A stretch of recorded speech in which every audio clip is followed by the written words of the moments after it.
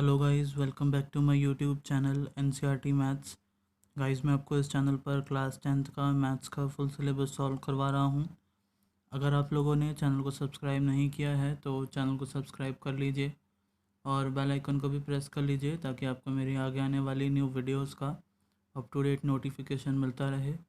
ठीक है गाइस, तो लास्ट वीडियो में हम लोगों ने एक्सरसाइज 13.3 के क्वेश्चन नंबर 3 तक कंप्लीट कर लिया था और आज की इस वीडियो में हम लोग क्वेश्चन नंबर 4 से कंटिन्यू करेंगे। ठीक है, तो देखते हैं क्वेश्चन नंबर 4 में क्या गिवन है। A well of diameter 3 metre is dug 14 metre deep. ठीक है, तो एक कुआं जो है वो खोदा जाता है और उस कुएं का हमें यहाँ पे डायमीटर गिवन है 3 मीटर। ठीक है, और उसकी जो गहराई है वो कितना डीप है वो है हमें यहाँ पे गिवन 14 मीटर। ठीक है, now the earth taken out of it has been spread evenly all around it in the shape of a circular ring of it 4 meter to form an embankment। ठीक है, तो जो मिट्टी निकलती है कुएं को खोदने के बाद, ठीक है, उसको जो है उसी कुएं के चारों तरफ जो है फैला दिया जाता है। ठीक है, और उसको फैलाने के बाद जो बनता है शेप वो कैसा बनता है, वो एक सर्कुलर रिंग की शेप में बनता है। ठीक है, जैसे ये कुआं है और इसके चारों तरफ जो है वो मिट्टी जो निकाली है कुआं खोद के वो फैला दी और वो एक सर्कुलर रिंग की शेप में बन जाएगा। ठीक है, और उसकी हमें विड्थ गिवन है 4 मीटर। और यहाँ पे हमें फिर क्वेश्चन में पूछा है find the height of the embankment.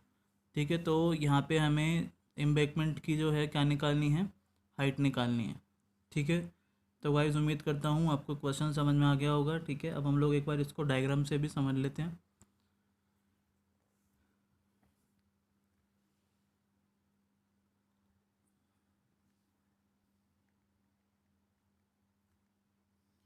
हम लोग कर रहे हैं क्वेश्चन नंबर 4 ऑफ एक्सरसाइज 13.3।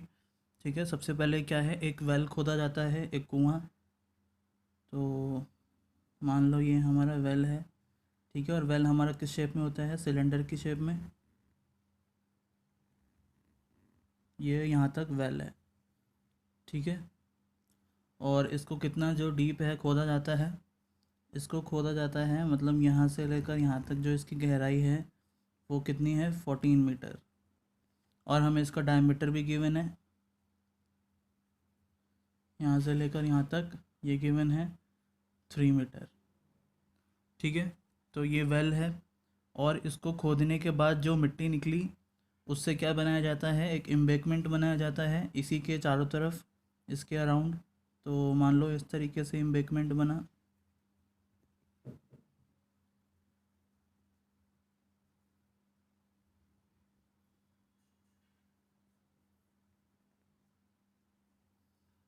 ठीक है, ये मान लो यहाँ पे हमारा ग्राउंड लेवल है और ये हमारा वेल है और ये एम्बैंकमेंट है। ठीक है, तो ये हमारा किस शेप में बना है, एक सर्कुलर रिंग की शेप में। और हमें इसकी हमें क्या गिवन है यहाँ पर, डेप्थ गिवन है। ठीक है, विड्थ गिवन है इसकी, एम्बैंकमेंट की विड्थ, मतलब यहाँ से लेकर यहाँ तक जो है इसकी क्या है, विड्थ है। तो ये हमें गिवन है कितना,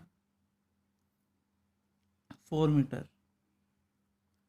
ठीक है, तो इतना हमें यहाँ पर क्वेश्चन गिवन है। तो अब देखते हैं हम लोग इसका सॉल्यूशन, और इसमें हमें क्या निकालनी है, एम्बैंकमेंट की हाइट, मतलब ये वाली हाइट निकालनी है।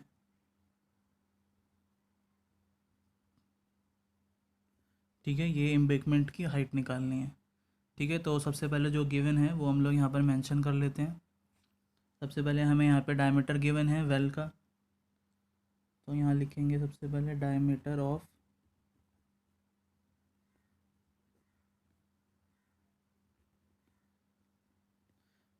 Of well is equal to 3 metre.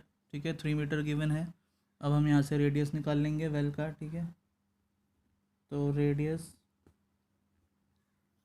Of well, इसको हम लोग आर से डिनोट करते हैं रेडियस को। ठीक है, तो रेडियस क्या होता है हमारा, डायमीटर का हाफ होता है, तो ये हो जाएगा 3/2 मीटर। ठीक है, इसको हम लोग एज इट इज़ छोड़ देंगे, इसको हम लोग डेसिमल में भी निकाल सकते हैं पर यही पुट कर लेंगे हम लोग फॉर्मूले में। ठीक है, 3/2। फिर हमें क्या गिवन है, यहाँ पे डेप्थ गिवन है वेल की।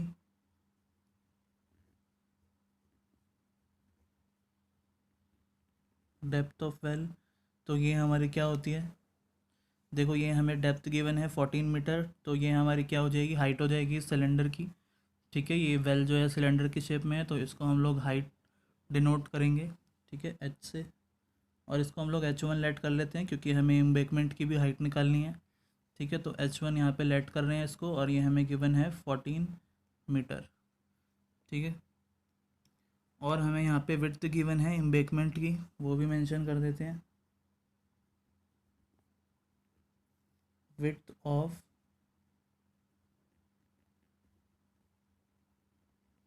एम्बैंकमेंट, ठीक है, विच इज़ इक्वल टू, ये हमें गिवन है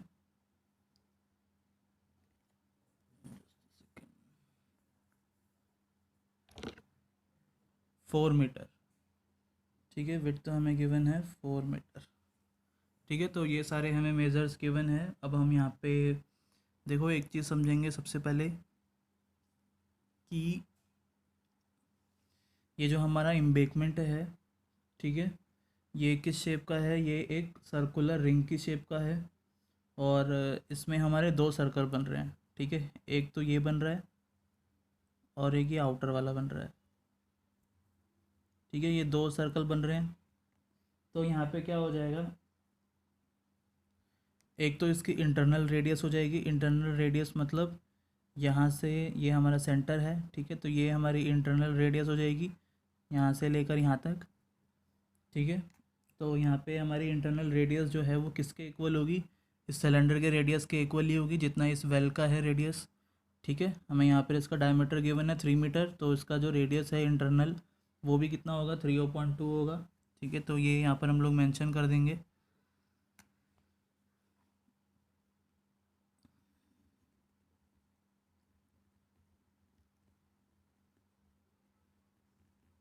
द एम्बैंकमेंट इज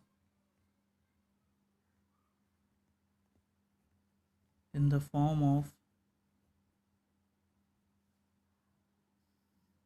ये एम्बैंकमेंट किस शेप का है, एक हॉलो सिलेंडर। ठीक है, एक खोखले सिलेंडर की तरह, क्योंकि बीच में से खाली है। ठीक है, वो तो हमारा वेल है, और इसकी हमें क्या है, इंटरनल रेडियस क्या है, विड्थ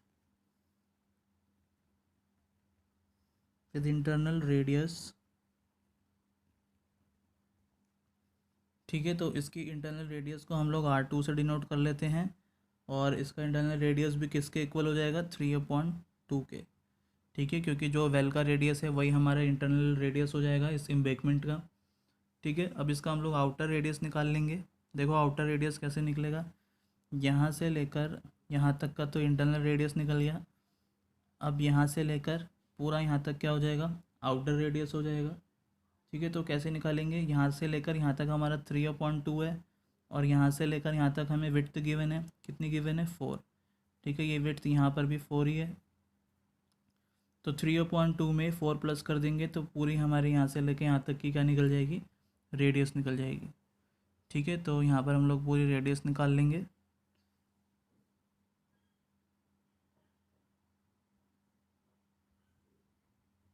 और यहाँ पर क्या लिखेंगे हम लोग, आउटर रेडियस। ठीक है, आउटर रेडियस, और इसको हम लोग R1 लेट कर लेते हैं। ठीक है, क्योंकि R1 हम लोगों ने लेट नहीं किया है, सॉरी, ये R1 है, और इसको हम लोग R2 लेट कर लेते हैं। ठीक है, जो आउटर वाली रेडियस है वो R2, और जो इनर वाली रेडियस है इंटरनल वो R1। ठीक है, तो ये कैसे निकलेगी, 3/2 में हम लोग क्या, विड्थ जो है एम्बैंकमेंट की वो प्लस कर देंगे, कितनी है, 4। ठीक है, तो यहाँ पर हमारा एलसीएम हो जाएगा, एलसीएम 2 आएगा। 2 के टेबल में 2 1 टाइम, तो 1 × 3 = 3, प्लस में यहाँ पर कुछ नहीं है तो 1 लेट कर लेते हैं। 1 के टेबल में 2 2 टाइम्स, तो 2 × 4 = 8। ठीक है, तो ये 3 प्लस में 8 हो जाएगा, 11/2, और ये मीटर। ठीक है, तो ये हमारी आउटर रेडियस आ गई, जिसको हम लोगों ने R2 से डिनोट किया है, 11/2 मीटर। ठीक है, अब हम जो यहाँ पे क्वेश्चन में फाइंड करना है उसको लेट कर लेंगे। ठीक है, हमें हाइट निकालनी है एम्बैंकमेंट की, तो यहाँ पर हम लोग लेट कर लेंगे, let the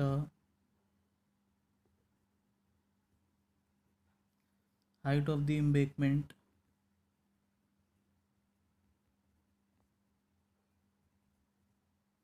is equal to h. ठीक है, तो हमें जो है हाइट निकालनी है, इसको हम लोग एच लेट कर लेंगे।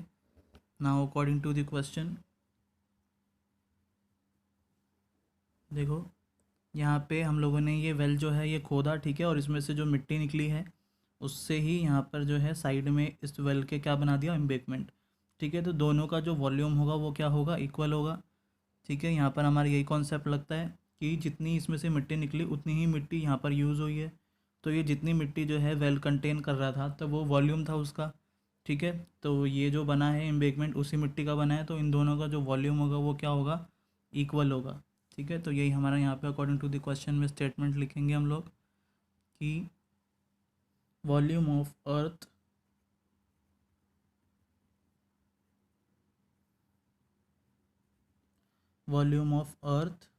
डग आउट, ठीक है, जो हम लोगों ने खोद कर निकाली है वेल में से, from the well, is equal to, ये किसके इक्वल होगा, वॉल्यूम ऑफ एम्बैंकमेंट के, वॉल्यूम ऑफ एम्बैंकमेंट। ठीक है, ये दोनों इक्वल होगा। तो यहाँ पर अब हम लोग फार्मूला पुट कर देंगे। ठीक है, जो हमारा वेल खोदा है कुआं, ठीक है, वो किस शेप का है, वो भी हमारा सिलेंडर की शेप का है, और एम्बैंकमेंट भी जो है वो भी हमारा सिलेंडर की शेप का है। ठीक है, तो यहाँ पर हमें वॉल्यूम ऑफ सिलेंडर का फार्मूला यूज़ करना है। तो यहाँ पे हो जाएगा पाई आर स्क्वायर एच। ठीक है, ये हमारा होता है वॉल्यूम ऑफ सिलेंडर का फॉर्मूला। तो यहाँ पर हम लोगों ने जो इसके रेडियस है वो क्या लेट कर रखी है, आर ही लेट कर रखी है, और हाइट जो है वो क्या लेट कर रखी है, 1। ठीक है, तो यहाँ पर H1 लिख लेंगे, इज़ इक्वल टू वैल्यू, यहाँ पे वॉल्यूम ऑफ एम्बैंकमेंट का लगाएंगे। तो ये भी हमारा एक तरीके से क्या है, सिलेंडर है, हॉलो सिलेंडर। तो यहाँ पे वॉल्यूम ऑफ सिलेंडर का फॉर्मूला लगाएंगे, पाई आर स्क्वायर एच। ठीक है, तो देखो यहाँ पर हमारा रेडियस चेंज हो जाएगा, इसको हम लोग अभी एज इट इज़ लिख देते हैं, is equal to pi radius. ठीक है, तो रेडियस हम लोग यहाँ पे क्या लिखेंगे, R2 का स्क्वायर माइनस में R1 का स्क्वायर। ठीक है, क्योंकि हमें जो है सिर्फ इतने ही का वॉल्यूम निकालना है, यहाँ से लेकर यहाँ तक की रेडियस का। ठीक है, इतने पार्ट का वॉल्यूम निकालना है ना हमें। ठीक है, ये जो हमारा आउटर वाला जो पार्ट है, ठीक है, ये वाली रेडियस हमें काउंट नहीं करनी, हमें ये वाला लेना है। ठीक है, तो हम लोग क्या कर लेंगे, माइनस कर देंगे, यहाँ से लेके यहाँ तक जो हमारी रेडियस आई उसमें से हम लोग ये इंटरनल वाली रेडियस माइनस कर देंगे। ठीक है, तो यहाँ पर हम लोगों ने लेट कर रखी थी, देखो इंटरनल रेडियस हम लोगों ने R1 लेट करी है, और जो हमारी आउटर रेडियस है वो R2। ठीक है, तो R2 में से हम लोग R1 माइनस कर देंगे, और यहाँ पर स्क्वायर है इसलिए हम लोगों ने दोनों में स्क्वायर यूज़ करा है। ठीक है, और इनटू में H, और हमें यही H फाइंड करना है, यही हमारा हाइट ऑफ द एम्बैंकमेंट है।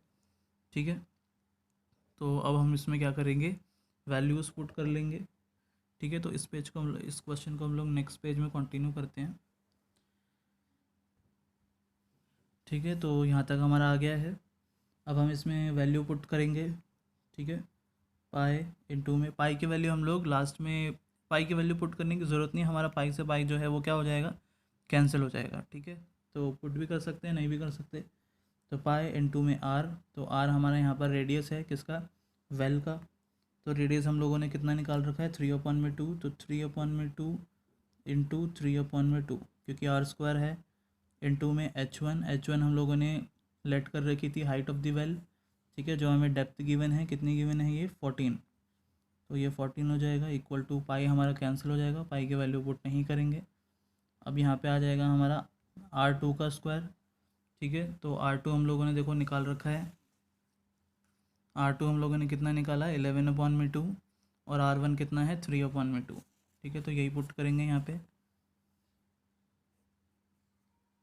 11/2 का स्क्वायर माइनस में 3/2 का स्क्वायर इनटू में H, यही हमें H फाइंड करना है। ठीक है, हाइट ऑफ द एम्बैंकमेंट।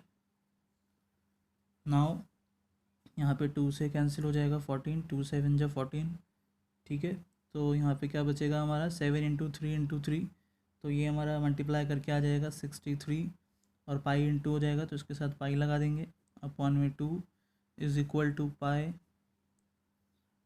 यहाँ पर हमारा 11 का स्क्वायर हो जाएगा 121, अपॉन में 2 का स्क्वायर हो जाएगा 4, माइनस 3 का स्क्वायर 9 एंड 2 का स्क्वायर अगेन 4, ठीक है, इंटू में h।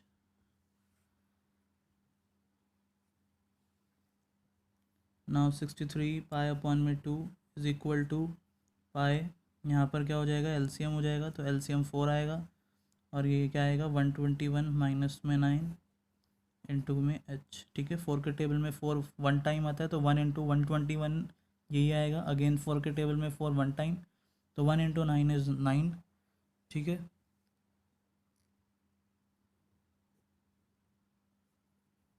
तो इसको हम लोग माइनस करेंगे तो ये हमारा आ जाएगा 112 अपॉन में 4 इंटू में h, ठीक है। तो हमें यहाँ पर h निकालना है और ये हमारा राइट हैंड साइड में है, तो हम क्या करेंगे, इसको इंटरचेंज कर लेंगे। जो हमारा राइट हैंड साइड में लिखा है उसको हम लोग लेफ्ट हैंड साइड में लिख लेंगे और जो लेफ्ट हैंड साइड में है उसको राइट हैंड साइड में, ठीक है। इसमें हमारा साइन का कोई चेंज नहीं होगा, तो ये वाली वैल्यू हम यहाँ लिख लेंगे, पाई 112 अपॉन में 4 इंटू में h equal to 63 pi upon में 2, ठीक है। नाउ h को हम लोग यहीं रखेंगे क्योंकि हमें h निकालना है, तो 63 पाई अपॉन में 2, ठीक है। अब जो यहाँ पर मल्टीप्लाई में है वो यहाँ पे आके डिवाइड हो जाएगा और जो यहाँ डिवाइड में है यहाँ पे आके क्या हो जाएगा, मल्टीप्लाई, ठीक है। तो 4 यहाँ डिवाइड में है तो यहाँ पे आके क्या हो जाएगा, मल्टीप्लाई, और पाई और 112 जो है यहाँ मल्टीप्लाई में है तो यहाँ पे आके क्या हो जाएगा, डिवाइड, ठीक है। तो 112 पाई, ठीक है। तो यहाँ पर हमारा h बच गया, सारी वैल्यूज़ यहाँ लेके आ गए हम लोग। ना पाई से पाई कैंसिल हो जाएगा, 7 के टेबल से कैंसिल हो जाएगा, 7 9 जा 63 और 7 के टेबल में 112 जो है वो कितने टाइम्स में कैंसिल होगा, 16 टाइम्स में, ठीक है। ना 4 के टेबल में 16 कैंसिल हो जाएगा, 4 1 जा 4, 4 4 जा 16, ठीक है। तो यहाँ पे हमारा क्या बच जाएगा, h equal to 9 into 1 is 9 upon में 2 इंटू 4 इज़ 8, ठीक है। तो यहाँ पर हमारा जो h है इसको हम लोग डेसिमल में निकालेंगे तो ये आएगा 1.125 मीटर, ठीक है। तो ये हमारा क्या आ गया, हाइट आ गई, हाइट ऑफ द एम्बैंकमेंट, जो हमें यहाँ पे क्वेश्चन में रिक्वायर्ड थी, यही निकालना था हमें, हाइट यहाँ से लेके यहाँ तक की। तो ये हमारी कितनी आ गई, 1.125 मीटर, ठीक है। तो यहाँ पे हम लोग लास्ट में मेंशन कर देंगे।